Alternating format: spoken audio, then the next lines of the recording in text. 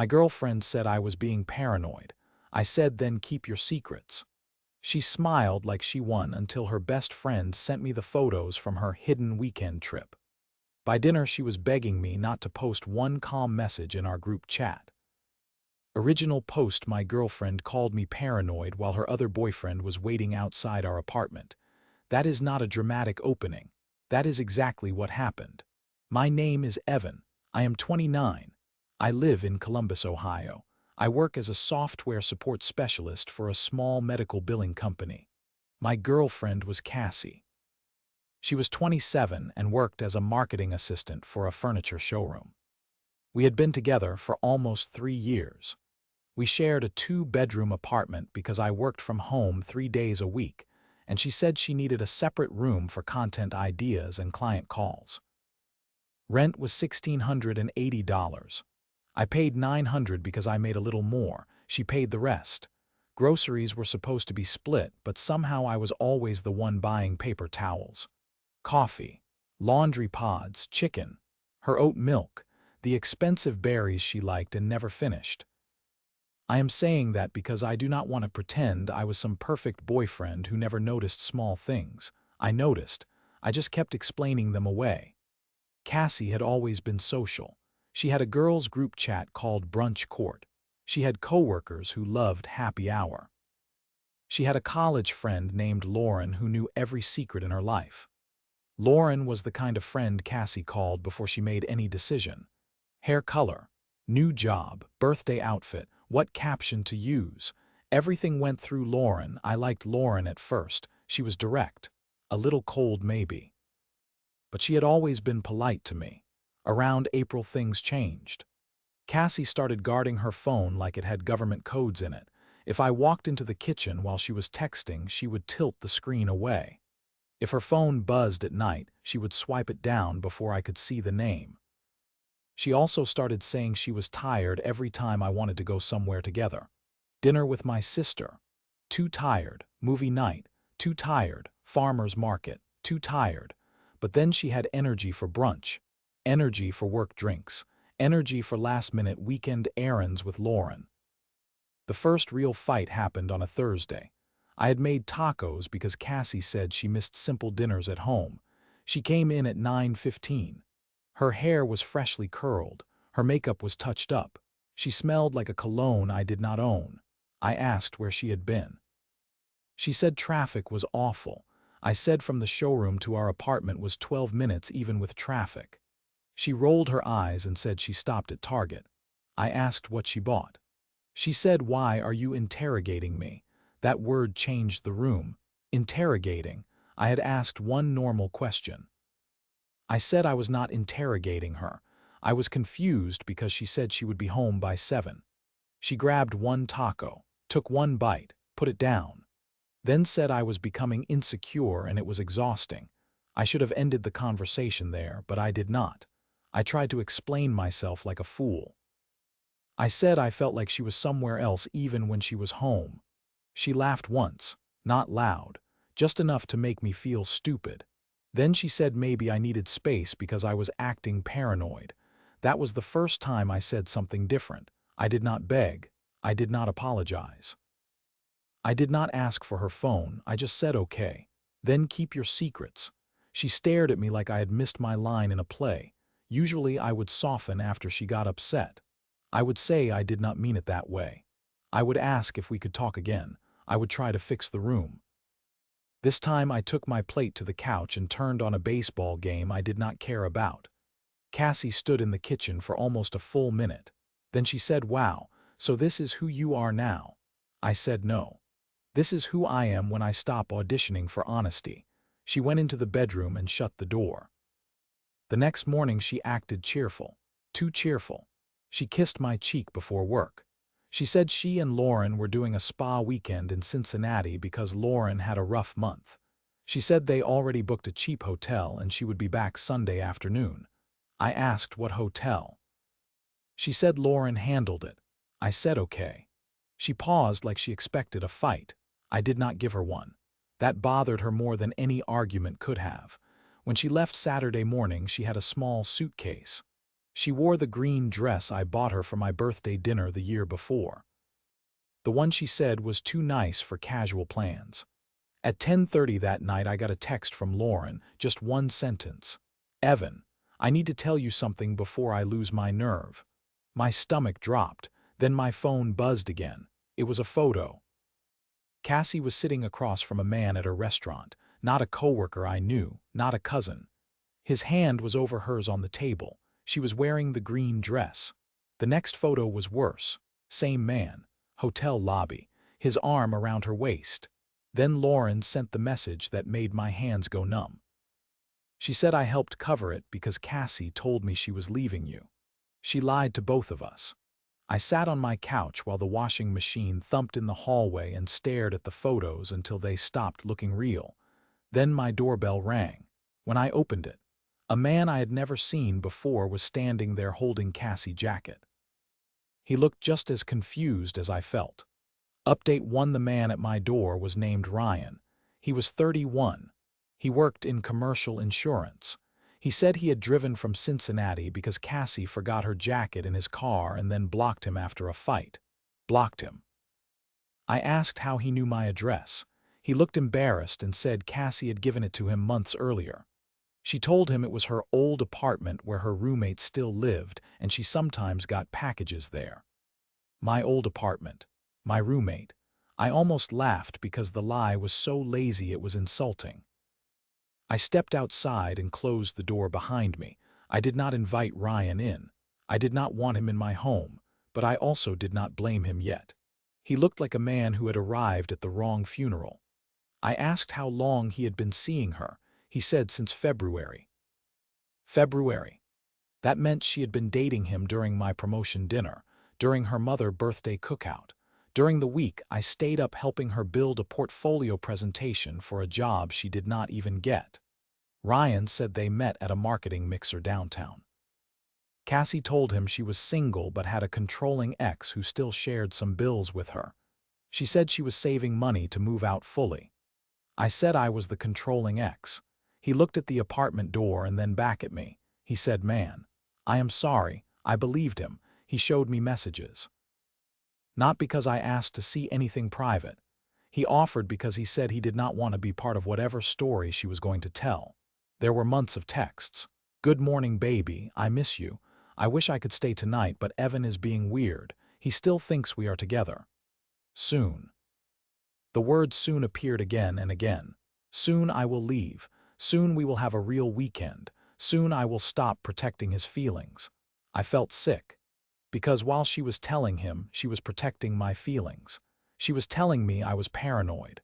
Ryan handed me her jacket and asked what I was going to do. I said I was going to make sure she did not get to call me crazy anymore. Then I went back inside. I did not call Cassie. I did not text her. I packed, not everything, just enough. Laptop, work badge, passport, social security card, 2 weeks of clothes, the small box with my dad watch. My backup hard drive. Then I called my friend Miles and asked if I could crash at his place for a few days. Miles did not ask questions. He just said yes and told me to bring the air mattress because his couch was terrible. Before I left, I did one thing. I took a photo of Cassie's side of the closet. Her shoes, her bags, her half-packed laundry basket, proof she lived there. Then I took a photo of our lease from the kitchen drawer, both our names on it. Then I opened our friend group chat. It had Cassie. Me, Lauren, Miles, Ryan was not in it. A few mutual friends from birthdays and game nights were there too. I typed one message. Cassie has been telling people I am her controlling ex while living with me and sharing rent. I found out tonight. I am stepping away. Please do not contact me to mediate. I attached no photos. I named no other man. I did not insult her. I sent it and muted the chat. That was my boundary, not revenge, a record. My phone started buzzing before I even reached the parking lot. Cassie called 13 times in 20 minutes. Then she texted, "Delete that." Then, "You are humiliating me." Then, "Lauren had no right." Then, "I can explain." Then, "You better not be at Miles." That last message told me everything. She was not worried about hurting me. She was worried about losing control of the map. At Miles' apartment. I finally answered her call. She was crying, but angry crying. The kind where the tears are real, but the blame is ready. She said I had no right to put our business in the group chat.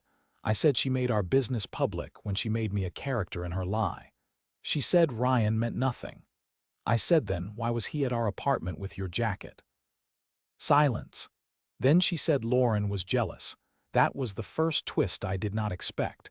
Cassie said Lauren had always wanted me to like her and she was trying to ruin us. I almost reacted. But then I remembered Lauren's message. I said that is between you and Lauren. This is between you and me. She said I was cold. I said no. I was done. She asked what done meant. I said it meant I was not coming home tonight and I was not protecting her version of events anymore. She screamed my name once. I ended the call. Then I sat on Miles' terrible couch and shook so hard he handed me a blanket even though the room was warm. Update 2. The strongest reveal came from Lauren the next morning. I woke up to a long message from her. It started with an apology. She said she knew Cassie was seeing Ryan.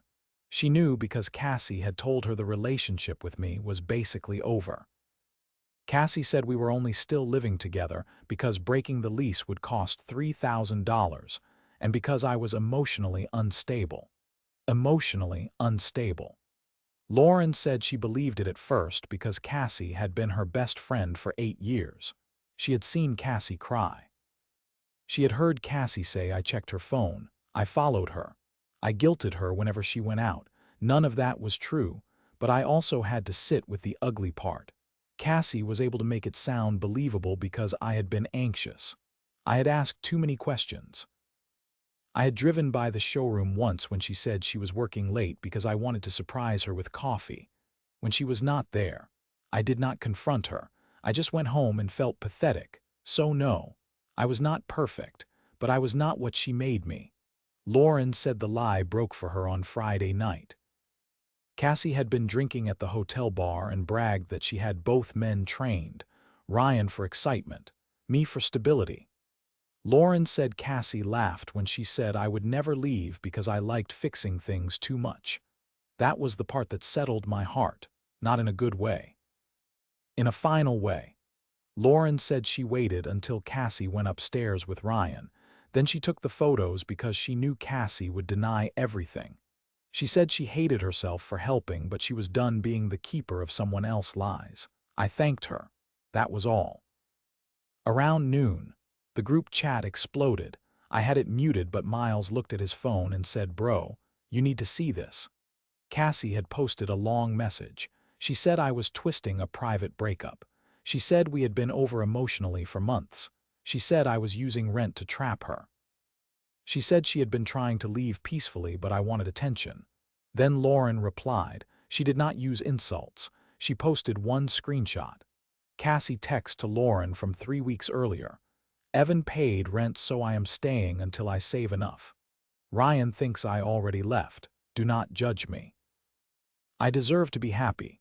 The group went silent for almost 2 minutes. Then Cassie left the chat. I felt no joy. That surprised me. I thought exposure would feel satisfying. It did for maybe 10 seconds. Then it just felt sad, like watching someone burn down a room we both used to live in. Cassie called me again. I answered because we still had a lease. Bills, furniture, a shared internet account. Real life does not end just because trust does. Her voice was smaller now. She asked if we could talk in person. I said only in a public place. She said that was dramatic. There it was. The old move. Make my boundary sound like a performance. I said public place or email. She agreed to meet at a coffee shop near Miles' apartment. When she walked in, she looked exhausted. No makeup. Hair in a bun. Same hoodie she used to steal from me after showers. Seeing her like that hurt because I remembered the version of us before all this. She sat down and said she messed up. I said yes. She said she never meant for it to get this far. I said that is not an apology. She said she felt lonely. That one landed because loneliness is not a fake reason. It is just not an excuse. She said I had become predictable. Work, groceries, bills, same shows, same weekends. She said Ryan made her feel seen. I asked why she did not leave me first. She looked down. She said because I was safe, safe. That word almost broke me. I had spent years trying to be dependable, patient, useful, not jealous, not controlling, not needy. And somehow safe became the place she parked her life while she took her heart somewhere else. I told her I was moving out when the lease ended in 6 weeks. She said she could not afford the apartment alone. I said I knew. That is why I already emailed the leasing office asking about options to remove myself or transfer the lease at renewal. She got angry again. She said I was abandoning her financially. I said no. I was ending the discount she got for lying to me. She started crying, quiet this time. She said she loved me. I said I believed she loved what I provided.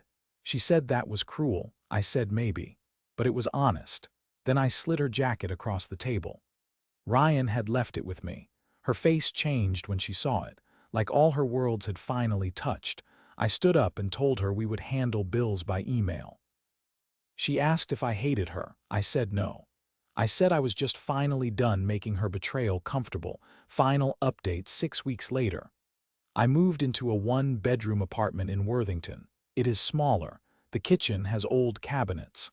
The bathroom fan sounds like a helicopter. The rent is $1,295, which still feels illegal for one person. But when I turn the key, no lie is waiting inside. Cassie moved in with a coworker named Harper after the lease ended. Ryan did not stay with her. I know because he messaged me once and said he was sorry again. I told him I hoped he found peace too. After that, we never talked. Lauren sent one more apology. She said she should have told me sooner. I told her she should have. Then I told her I appreciated that she finally did. Both things were true. That was the strange lesson in all of this. Sometimes the person who exposes the truth is not innocent either. Lauren helped hide it, then she helped reveal it. I did not need to make her a hero to accept the truth she brought me. Cassie emailed about small things for a while: the utility transfer, the couch, the security deposit. The blender she claimed was hers even though my mother gave it to me at Christmas. I let her have the couch. I kept the blender. That felt fair enough. A month after I moved, Cassie sent me a long message at 1:14 in the morning. She said she missed our routines.